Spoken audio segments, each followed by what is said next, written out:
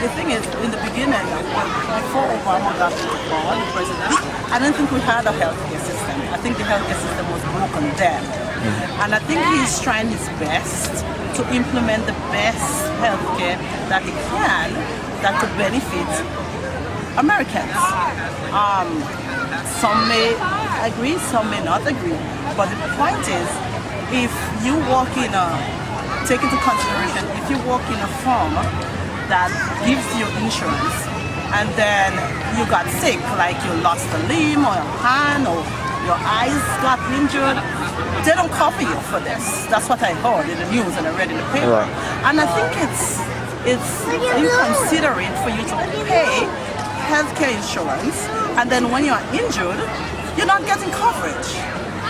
I think it's so inhumane that people could do that to other human beings because you pay healthcare for when you get sick and no one knows when they will get sick, no one knows when you will lose your hand, so if you're working in a factory or you might broke some limb in your body and you need to be covered because say you work there for 20 years max and then something happens to you, get injured and they're like, oh, we can only cover you for Tylenol.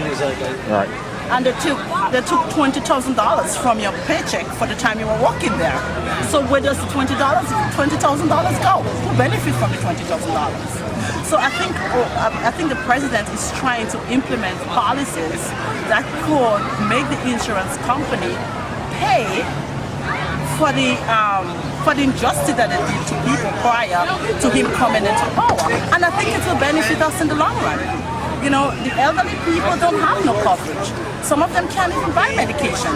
And if he go through the process, as he said he would, the president, and he implement policies that will benefit the elderly, then we all will be happy. One big happy family with universal health care that will take care of each and every one of us. I think some people is just scared of change because no one likes change.